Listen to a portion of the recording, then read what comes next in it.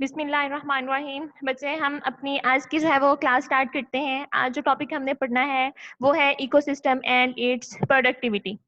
जैसे कि बच्चे आप लोग जो है वो जानते हैं हमारा ये कोर्स जो है वो है इकोलॉजी।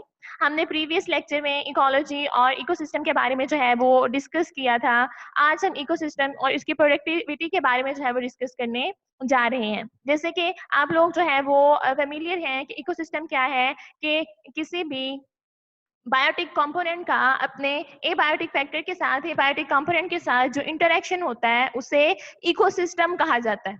पिछली क्लास में हमने जो है वो डिस्कस किया था कि इकोलॉजी की टर्म जो है वो फर्स्ट टाइम किसने जो है कॉइन की थी, अर्नेस्ट हैकेल ने दी थी। अब हम जो है ये बात कर रहे हैं कि जो इकोसिस्टम है ये टर्म सबसे पहले बच्चे टेंसले ने जो है वो दी थी 1935 में।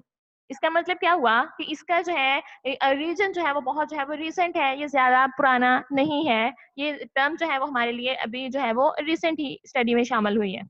अब अगर हम बात करते हैं टाइप्स की, तो बच्चे आपका इकोसिस्टम जो है वो किस जगह पे मौजूद है, इस बेस पे आप कह सकते हैं कि आपके पास इकोसिस्टम जो है वो दो तरह के हो सकते हैं, टेरेस्ट्रियल इकोसिस्टम और दूसरा क्या होता है, एक्वेटिक इकोसिस्टम।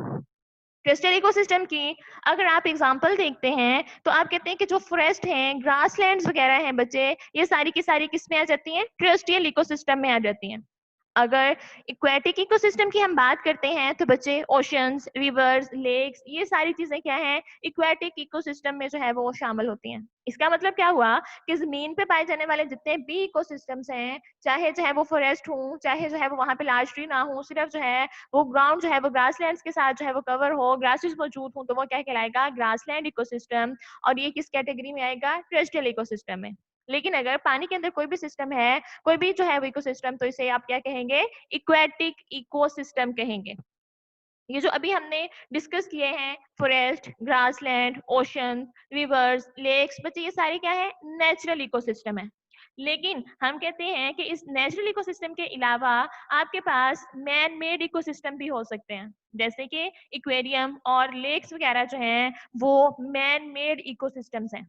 तो हम कहते हैं कि इकोसिस्टम जो है इसकी भी दो कैटेगरीज हो सकती हैं, natural ecosystem and man made ecosystems. और दूसरी जो है वो मौजूद कहाँ पे हैं, उनकी अक्रंस कहाँ पे है, उस लिहाज से भी जो है ये दो तरह से हो सकते हैं, terrestrial ecosystem and aquatic ecosystem. बच्चे अगर हम जो है वो उन फैक्टर्स की बात करें जिस पे जो है वो इसकी स्टेबिलिटी जो है वो डिपेंड करती है, या आप कहें कि वो फैक्टर्स जो कि इकोसिस्टम की स्टेबिलिटी को जो है वो डिटरमिन करते हैं, इफेक्ट करते हैं किसी न किसी तरह से, तो वो चार किस्म के फैक्टर्स होते हैं आपके पास। सबसे पहला फैक्टर जो आपके पास आता है वो है प्रोडक्टिविटी। सेकेंड आपके पास जो आता है वो है डिकम्पोजिशन। थर्ड जो आपके पास कंपोनेंट है या फैक्टर जो है वो है energy flow. And fourth one जो है वो क्या है, न्यूट्रिएंट साइकिल्स। बच्चे ये चारों जो कंपोनेंट्स हैं ये आपके पास एक्चुअली डिटरमिन करते हैं कि आपका इकोसिस्टम जो है वो कितना स्टेबल होगा। और स्टेबिलिटी जो है वो बच्चे किसी भी इकोसिस्टम के लिए जो है वो बहुत ज्यादा जरूरी है। इसमें एक बात जो है वो मैं अगर और ऐड करूं तो ये हम कहते हैं कि कोई भी इकोसिस्टम जितना ज्यादा कॉम्प्लेक्स होगा वो उतना ज्यादा स्टेबल होगा। मतलब क्या हुआ कि अगर किसी इकोसिस्टम की डाइवर्सिटी जो है वो बहुत ज्यादा है, वो जितना ज्यादा डाइवर्स होगा वो उतना ज्यादा स्टेबल होगा। उसमें नंबर ऑफ स्पीशीज जो है वो जितनी ज्यादा होंगी उसकी कॉम्प्लेक्सिटी उतनी ज्यादा होगी, और कॉम्प्लेक्सिटी ज्यादा होने से उसकी स्टेबिलिटी भी जो है वो उतनी ज्यादा होगी। चंद एक स्पीशी अगर उसमें से जो है वो डिक्लाइंड हो जाती हैं तो उसका वैसे तो फर्क होगा इंडिविजुअली, लेकिन आप कहते हैं ओवरऑल जो है वो इतना ज्यादा फर्क नहीं पड़ेगा।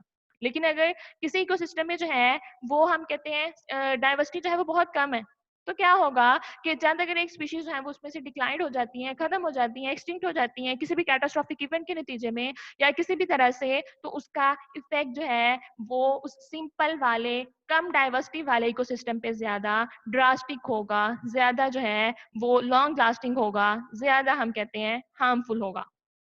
तो बच्चे हमने ये चारों जो है वो फैक्टर्स देखे हैं जिनके ऊपर जो है वो स्टेबिलिटी डिपेंड करती है। इनको हम वन बाय वन जो है वो डिस्कस करेंगे। बच्चे को सबसे पहला फैक्टर जिस पे स्टेबिलिटी जो है वो डिपेंड करती है, या जो इकोसिस्टम की स्टेबिलिटी को जो है वो किसी न किसी तरीके से इफेक्ट करता है, वो कहलाता है फर्स्ट कंपोनेंट या फर्स्ट फैक्टर जो है वो प्रोडक्टिविटी कहलाता है। तो सबसे पहले जो है वो हम अगर प्रोडक्टिविटी को जो है वो डिस्कस करें, तो प्रोडक्टिविटी का बच्चे मतलब क्या है? Productivity means that the amount of organic matter synthesised by a trophic level. किसी भी ट्रॉफिक लेवल पे कितना जो है वो ऑर्गेनिक मैटर सिंथेसाइज किया जाता है, प्रोड्यूस किया जाता है, उसे क्या कहा जाता है? उसकी प्रोडक्टिविटी जो है वो कहा जाता है। तो प्रोडक्टिविटी का मतलब क्या हुआ कि किसी भी लेवल पे जितना ऑर्गेनिक मैटर जो है वो उनको सिंथेसाइज करने की जो है उनमें कैपेसिटी है, वो ओवरऑल उसकी क्या कहलाएगी? प्रोडक्टिविटी कहलाएगी। अब एक यहाँ पे चीज जो है वो आती है आपके पास कि ट्रॉफिक लेवल जो है वो क्या होता है।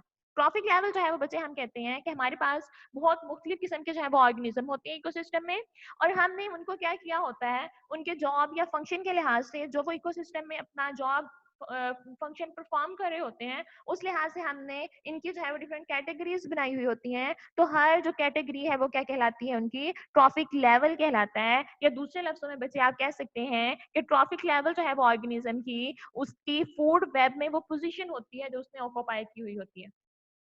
किसी भी ऑर्गेनिज्म की अपने फूड वेब में जो भी उसकी पोजीशन उसने ऑक्यूपाई की हुई होती है बच्चे, वो उसका ट्रॉफिक लेवल कहलाता है। अब अगर इस बेस पे हम जो है वो बात करें, तो ये हम कह सकते हैं कि सबसे जो ट्रॉफिक लेवल में पहला लेवल आता है आपके पास, वो प्रोड्यूसर्स आते हैं, या जिन्हें आप ऑटोट्रॉफ्स कहते हैं। ये सबसे क्या है बच्चे? बेसिक लेवल है, सबसे प्राइमरी लेवल है। क्योंकि हम कहते हैं कोई भी जो ट्रॉफिक लेवल है, अगर आप जो है वो बॉटम से जो है वो उसको शुरू करते हैं, तो सबसे पहले उसमें क्या आते हैं? प्रोड्यूसर्स आते हैं। और प्रोड्यूसर्स को जो है वो ऑटोट्रॉफ्स भी कहा जाता है। क्यों? क्योंकि वो अपनी जो है वो फूड को सिंथेसाइज करने की जो है वो एबिलिटी रखते हैं। प्लांट्स जो है वो इनमें हमारे पास इस लेवल में जो है वो इंक्लूड होते हैं। वो प्लांट्स कहलाते हैं। प्लांट्स आपके पास क्या हैं? ये प्रोड्यूसर्स हैं जो कि यहाँ पे हमारी लाइफ की, हमारे इकोसिस्टम की तमाम ट्रॉफिक लेवल की जो है वो मेंटेनेंस में एक अहम जो है वो रोल प्ले करते हैं। अगर जो है बच्चे हम कहते हैं प्लांट्स ना हो, तो बाकी तमाम जो चीजें हैं उनका सर्वाइवल भी जो है वो बहुत ज्यादा मुश्किल होगा, या आप कह सकते हैं इम्पॉसिबल होगा। क्योंकि जितने भी हेटेरोट्रॉफ्स हैं बच्चे, उनमें तो खुद से अपने लिए जो है वो फूड सिंथेसाइज करने की एबिलिटी ही मौजूद नहीं है। तो प्रोड्यूसर अगर जो है वो ऑर्गेनिक मैटर को सिंथेसाइज नहीं करेंगे सबसे पहले, तो वो ऑर्गेनिक मैटर जो है वो कभी भी फूड चेन के अंदर शामिल नहीं होगा। दूसरी बात बच्चे हम ये कहते हैं कि जो सन है वो हमारे लिए क्या है? मेन सोर्स ऑफ एनर्जी है। इसके अलावा हमारे पास कोई और सोर्स ऑफ एनर्जी नहीं है। और आपके पास जो ये प्लांट्स हैं, ये जो प्रोड्यूसर्स हैं, ऑटोट्रॉफ्स हैं, यही वो वाहिद लेवल है आपके पास जो सनलाइट को कैप्चर करके इसको आपकी फूड चेन का हिस्सा बना सकता है। इसके अलावा हमारे पास और कोई सिस्टम मौजूद नहीं है, कोई ऐसी चीज मौजूद नहीं है जो कि सनलाइट को कैप्चर करके, ट्रैप करके हमारी फूड चेन का हिस्सा बना सके। तो प्लांट्स क्या करते हैं? फोटोसिंथेसिस के दौरान उस सनलाइट को जो है वो ट्रैप करते हुए उसे क्या करते हैं? ऑर्गेनिक मैटर यानी कि उसमें से बनाते हैं अपना फूड, कार्बोहाइड्रेट्स वगैरह जो भी जरूरत होती है। फिर इस तरह से वो एनर्जी जो है वो हमारी फूड चेन के अंदर शामिल हो जाती है और एक लेवल से अगले लेवल तक जो है वो ट्रेवल करती है।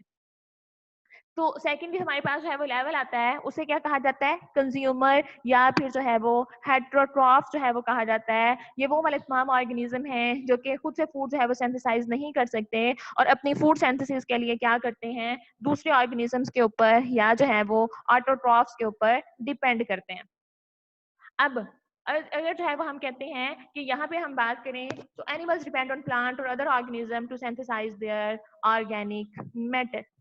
तो ये क्या कहलाएंगे कि वो अपने ऑर्गेनिक मैटर को सिंथेसाइज करने के लिए वो दूसरे ऑर्गेनिज्म के ऊपर या जो है वो प्लांट्स के ऊपर डिपेंड करेंगे। क्योंकि बच्चे वो जिस फॉर्म में लेते हैं उसको उसी फॉर्म में ऐसे जो है वो यूज नहीं करते, वो अपनी रिक्वायरमेंट के मुताबिक उसमें जो है वो क्या करते हैं? बहुत सारी जो है वो अमेंडमेंट्स करते हैं, तब्दीलियां लेके आते हैं।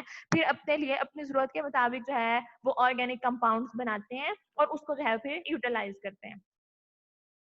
अब हम जो है वो इस बेस पे कह सकते हैं कि आपके पास जो प्रोडक्टिविटी है, यानी कि ऑर्गेनिक मैटर की सिंथेसिस की जो एबिलिटी है, वो भी दो तरह की होती है। टू टाइप्स हैं आपके पास प्रोडक्टिविटी की। सबसे पहली टाइप आपके पास क्या आती है? Primary productivity. और बच्चे जो सेकंड टाइप है वो क्या है? Secondary productivity. अगर जो है वो हम सबसे पहले यहाँ पे प्राइमरी प्रोडक्टिविटी जो है उसको डिस्कस करें तो बच्चे हम कहते हैं amount of organic matter synthesised by plants, this is called primary productivity. वैसे मैंने आपको पहले ही बताया कि जो प्राइमरी लेवल है यानी कि सबसे जो बेसिक लेवल है हमारे यहाँ पे ट्रॉफिक लेवल्स में से वो क्या है, वो यही जो है प्रोड्यूसर्स का लेवल है। तो जो प्रोड्यूसर जो है वो ऑर्गेनिक मैटर सिंथेसाइज करेंगे वो क्या कहलाएगी, प्राइमरी प्रोडक्टिविटी कहलाएगी। अब इसके बाद आती है सेकेंडरी प्रोडक्टिविटी। सेकेंडरी प्रोडक्टिविटी वो वाली प्रोडक्टिविटी होगी बच्चे, वो वाला ऑर्गेनिक मैटर सिंथेसिस होगा जो कि कंज्यूमर करेंगे। तो amount of organic matter synthesise by consumer. अब कंज्यूमर ने जो सिंथेसाइज किया ऑर्गेनिक मैटर ये क्या कहलाएगा, सेकेंडरी प्रोडक्टिविटी कहलाएगा। अब आपके पास बच्चे यहाँ पे जो है डिफरेंट किस्म के कंज्यूमर हो सकते हैं, जैसे प्राइमरी कंज्यूमर्स हैं, सेकेंडरी कंज्यूमर हैं, टर्शरी कंज्यूमर हैं। आप इनसे चाहे फेमिलियर हैं। प्राइमरी वो वाले जो डायरेक्टली क्या करते हैं प्लांट मैटर पे जो है वो फीड कर रहे होते हैं। सेकेंडरी वो वाले जो कि उनके ऊपर फीड कर रहे होते हैं जो कि हर्बीवोर्स हैं, यानी कि जो डायरेक्टली प्लांट मैटर को खा रहे हैं उनके ऊपर जो है वो फीड करने वाले सेकेंडरी। फिर इस तरह सेकेंडरी पे फीड करने वाले क्या कहलाते हैं, टर्शरी जो है वो कंज्यूमर्स कहलाते हैं। इस तरह से कंज्यूमर जो है वो कितना ऑर्गेनिक मैटर जो है वो सिंथेसाइज करेंगे, ये जो है वो इसकी सेकेंडरी प्रोडक्टिविटी कहलाता है। जी बच्चे, अगर हम जो है वो प्राइमरी प्रोडक्टिविटी में बात करें तो कुछ और जो है वो टर्म्स भी इसमें आती हैं। सबसे एक और जो हम टर्म सबसे पहले इसमें जो है वो डिस्कस करेंगे वो है ग्रॉस प्रोडक्टिविटी। अब ग्रॉस प्रोडक्टिविटी क्या होती है, total amount of organic matter synthesised by plants by using sunlight is called gross primary activity. मतलब क्या हुआ कि टोटल अमाउंट जितनी भी उन्होंने सनलाइट को ट्रैप करते हुए इनऑर्गेनिक जो मैटर है उसको यूटिलाइज करते हुए जितना भी ऑर्गेनिक मैटर जो है वो सिंथेसाइज किया, जितना भी ऑर्गेनिक मैटर जो है वो बनाया, उसे क्या कहा जाता है, वो उसकी ग्रॉस प्राइमरी प्रोडक्टिविटी कहलाती है। अब बच्चे जहां पे भी प्राइमरी का लफ्ज आ जाएगा ना तो इसका मतलब क्या होगा कि इसमें प्लांट्स इन्वॉल्व है। तो यहाँ पे क्या है, प्लांट ने जितना भी जो है वो ऑर्गेनिक मैटर सिंथेसाइज किया उसकी टोटल अमाउंट जो है वो ग्रॉस प्रोडक्टिविटी कहलाती है। हम कहते हैं कि जितना जो है वो उन्होंने ये यूटिलाइज किया, जितना जो है वो उन्होंने बनाया उसमें से कुछ ना कुछ तो वो खुद भी यूटिलाइज करेंगे, क्योंकि हर जो है वो चीज उसकी खुद की भी जो है वो रिक्वायरमेंट होती है। प्लांट भी जो है वो एक्टिविटीज परफॉर्म करते हैं, उनकी भी जो है वो क्या है रिक्वायरमेंट है, तो वो अपनी उस टोटल जो उन्होंने ऑर्गेनिक मैटर जो है वो सिंथेसाइज किया है उसमें से कुछ जो है वो खुद यूटिलाइज कर लेंगे अपने फंक्शंस परफॉर्म करने के लिए। लेकिन बच्चे हम ये भी जानते हैं कि प्लांट्स जो हैं उनकी एक्टिविटी जो है वो कम होती हैं, मतलब उनकी रिक्वायरमेंट जो है वो कम होती हैं। रिक्वायरमेंट कम होने का मतलब क्या है कि बच्चे ना तो उन्होंने लोकोमोट करना है, ना तो उन्होंने जो है वो डाइजेशन करनी है। क्या करना है, मेनली उन्होंने जो है वो रेस्पिरेशन करनी होती है। तो रेस्पिरेशन के लिए जितनी भी जो है वो एनर्जी की रिक्वायरमेंट होती है उसको इस्तेमाल कर लें, और उसके बाद बाकी की जितनी जो है वो बचे उसे नेट प्राइमरी प्रोडक्टिविटी कहा जाता है। ग्रॉस प्रोडक्टिविटी जो है वो टोटल अमाउंट होती है ऑर्गेनिक मैटर की जो उन्होंने सिंथेसाइज किया, उसमें से कुछ को जो है वो अमाउंट को वो यूटिलाइज कर लेंगे अपनी एक्टिविटीज को, अपने फंक्शंस को जो है वो परफॉर्म करने के लिए। ठीक है जी। इनमें जो है वो जो सबसे मेन जो है वो होती है रिक्वायरमेंट, वो किसके लिए होती है, रेस्पिरेशन के लिए होती है, क्योंकि ना तो इन्होंने जो है वो लोकोमोट करना है, ना जो है उन्होंने डाइजेशन करनी है। डाइजेशन जो है वो सिर्फ चांस वो कॉटिलेडन्स वगैरह होते हैं, जब जो है वो सीडलिंग जो है वो ग्रो कर रहा होता है, सीड वगैरह के अंदर जो है वो डाइजेशन होती है। वैसे ओवरऑल जो आपके पास प्लांट्स होते हैं उनमें डाइजेशन का प्रोसेस नहीं होता। कंज्यूमर जो होते हैं उनमें डाइजेशन के लिए भी जो है वो एनर्जी चाहिए, लोकोमोशन के लिए भी चाहिए, रेस्पिरेशन के लिए भी चाहिए, जो है वो रिप्रोडक्शन के लिए भी जो है वो चाहिए। लेकिन प्लांट की जो रिक्वायरमेंट्स होती हैं वो एनिमल से जो है वो कम होती हैं, इन्हें सिर्फ रेस्पिरेशन के लिए जो है वो एनर्जी की रिक्वायरमेंट होती है। तो अब जो है वो उन्हें जितनी जो है रिक्वायरमेंट थी उन्होंने इस ग्रॉस प्रोडक्टिविटी में से वो उस ऑर्गेनिक मैटर को यूटिलाइज करते हुए जो है वो अपनी जरूरत को जो है वो पूरा कर लिया। उसके बाद जितनी अमाउंट जो है वो आपके पास बची उसको जो है वो नेट प्राइमरी प्रोडक्टिविटी कहा जाता है। बात समझ आ रही है कि जो amount of productivity by plants after utilising some amount of organic matter for their own requirement, अपनी जरूरतों को पूरा करने के बाद जितनी अमाउंट जो है वो ऑर्गेनिक मैटर की वहां पे बची उसे नेट प्राइमरी प्रोडक्टिविटी या फिर एनपीपी कहा जाता है। जो ग्रॉस प्राइमरी प्रोडक्टिविटी होती है बच्चे, उसे क्या कहा जाता है, जीपीपी जो है वो कहा जाता है। जबकि ये जो नेट प्राइमरी प्रोडक्टिविटी है, मतलब क्या है कि after expenditure for their on requirements, जो भी उनके पास जो है वो सेव होती है, जो भी उनके पास जो है वो स्टोर्ड अमाउंट होती है ऑर्गेनिक मैटर की, एनर्जी की, उसे क्या कहा जाता है, उसे नेट प्राइमरी प्रोडक्टिविटी कहा जाता है। अब आप इसको जो है वो कैलकुलेट किस तरह से करेंगे?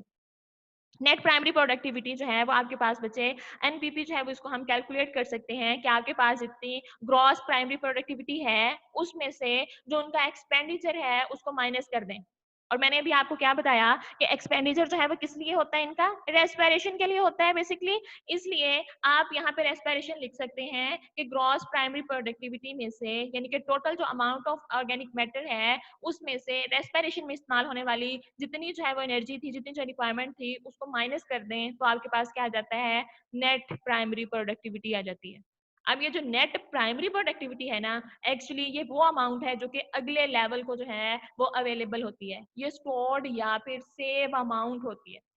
अब जो है वो अगला लेवल क्या है, कोई भी जो है वो हर्बीवोर है वो इन प्लांट्स पे आके जो है वो फीड करेगा, तो उसको जो उसमें से एनर्जी मिलेगी वो एक्चुअली ये नेट प्राइमरी प्रोडक्टिविटी होगी, क्योंकि ये उसमें से कुछ जो है वो अमाउंट उसने यूटिलाइज कर दी, उसके पास टोटल अमाउंट नहीं है, बल्कि अब जितनी जो है उसने टोटल बनाई थी उसमें से इस्तेमाल के बाद जो बाकी बची है वो अगले वाले लेवल्स को जो है वो अवेलेबल होगी, और ये जो अवेलेबल होगी वो नेट प्राइमरी प्रोडक्टिविटी कहलाएगी। और इस तरह हर ट्रॉफिक लेवल पे ऑर्गेनिज्म अपनी रिक्वायरमेंट को पूरा करने के लिए ऑर्गेनिक मैटर की कुछ ना कुछ जो है वो अमाउंट को यूटिलाइज कर लेगा और कुछ अमाउंट जो है वो उसको स्टोर कर लेगा। इस तरह हर अगले लेवल को मिलने वाली जो ऑर्गेनिक मैटर की अमाउंट होगी या नेट प्रोडक्टिविटी होगी, वो लेवल टू लेवल जो है वो वेरी करेगी, अगले से अगले लेवल में जो है वो कम होती जाएगी।